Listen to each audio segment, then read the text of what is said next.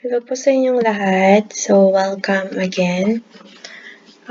Today we will make how to make a poster from scratch part 2.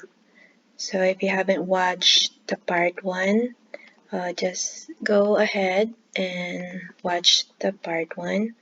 But this time, I'll teach you how to make a poster from scratch. Okay? So, let's go. So click create design, and I wanna use the 1080 by 1080 na size ng poster. So click that, and then this one we're gonna use a blank template. Okay, and this time I wanna add a photo, not photo of myself but a photo of my friend, and I wanna add an element. So click this element, click that, and then it will lead you to this. If you want to look, you can scroll down and look of it. And then this is what I'm looking, frames. So click frames, drag and drop it, and put it here. Okay? So this time I wanna put it at the middle. Pero itong circle na to, you can make it bigger or smaller. So if you wanna make it bigger, do like this. So yeah, just play around. And you wanna make like a small like that, pwede rin pong ganyan. Or you wanna make it like half moon, sawa, ganyan. You can do like that and make it like bigger. Yeah, play around. Diba? So ganyan siya. And then i-ano lang niyo po, right click lang po yung keypad niyo. I'm sorry, I'm not using my mouse. I don't know. I used to use my keypad now because I use most of the time shortcut. So I like using my keypad rather than my mouse. Pero again, it's up to you po kung anong gusto nyo. So doing like that. Pwede rin ganyan. Pero gusto ko po talaga like for this poster, gusto ko yung picture is puro like at the middle. Okay? So, do you see yung purple na yan? Yan po is like, it guide you. Measurement po yan. So, I wanna put my element at the middle. And now, I wanna add a picture. So, go upload. So, click upload. Yan, upload. So, in-upload ko na po yung picture na gusto ko. Pero kung kayo naman, gusto nyo pang you don't have the picture yet. So, go upload. Click pong upload yan. Upload media. And it will lead you to your files. I don't know, in your drives. Kung saan nyo sinave yung picture ninyo. So, for me, I'm gonna use this one. So, this one is the picture. It's not the picture of myself, but a picture of my friend. Actually, she's a sister in Christ when she was young. But right now, she's not that too young, but still look the same. So, ayan. I-ano nyo po. Nakikita nyo yung mga arrow na yan, di ba? I-hold nyo lang. And then, yeah, i-move nyo lang kung saan nyo gusto. Kung gusto nyo sa up there, you wanna up here, down here, or if you wanna put in the corner. So, bahala na kayo kung saan nyo gusto. So, for the sake of this video, I'm gonna wanna put it in the middle. Okay? And now, anong gusto kong lagyan? So, I wanna add text. So, click text.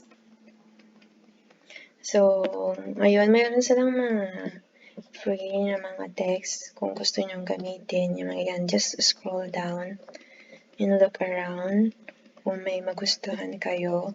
Pero kung wala naman, just add this one, add a heading, and then, again, right-click and hold, and put it up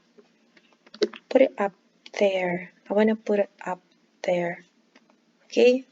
And then, anong gusto ko mong isulat dito? Again, i-highlight. because that one is by default. So click that or highlight that. And then I wanna, let's say, welcome. So I use caps lock, okay? So if you wanna use caps lock, then it's up to you. And then do you want that size or you wanna make it bigger? So for me, I wanna use 100. Yeah, 100. So that's perfect for me. And then ilagay yan. And I wanna put another text. For example, probably add a heading again. And I wanna put it down here. Okay. And then my friend name is Lisa. So Lisa Serbiano. Okay. And then it's look vain, right? So I wanna put a color. So go background here. You can click background. And yeah, this one you can use that one. Do you like this one? Gusto mo ba to? Kung gusto mo, pwede rin naman. Pero right now it's not my type. So maybe you can use this one. Oh, ayoko din yan. So I want this one. This one looks nice for me. So, depende, diba? Sabi nga, depends sa inyo. So, kung ganyan, kung satisfied na kayo, you can go ahead and download. Pero, I wanna add at least emoji, for example. I wanna add, so, click lang po yung emoji ha, baka hindi nyo nakita. So, click lang yan, and then, oh, there's a hat here too. You can click that and put it there if you want it. Maganda ba? Let's say, for example, ganyan. Oh, looks nice, eh? Yeah. And then, I don't know, put it like small, I don't know. And then, we'll see. Ganyan, pwede rin ganyan. Oh, maganda siya, di ba, no? So, it looks real in my eyes. Okay? So, yan. Ganyan, pwede rin ganyan. So, kung gusto nyo, just leave it there, okay? For now. And then, I don't know, for example, I wanna add more Pixton. Yung Pixton naman, it is animated. So, this one is fun. I don't know, I like this one.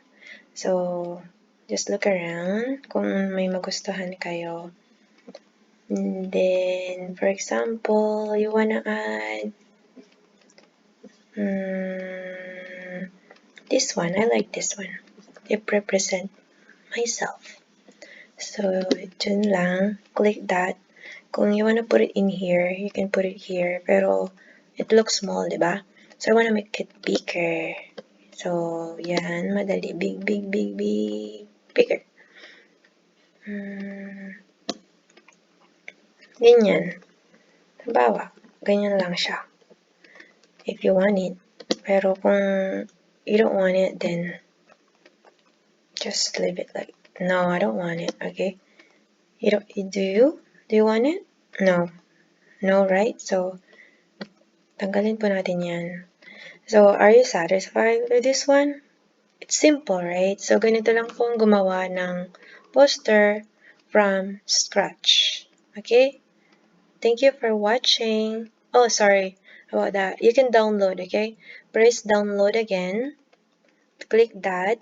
Download. And meron po siyang suggested dito kung gusto nyo ba PNG, JPG, or PDF. Pero gusto ko po siya PNG. So please download if you're done. If you're done, sorry about that. So just click that and then may save na po sa files nyo. Actually, this one you can also share sa Facebook, Twitter, or by email. Okay, you can also copy paste, or sorry, copy po nyo yung link. But yeah, so ganun lang po siya kadali. So I hope you learned something today. So thank you for watching. See you again next time.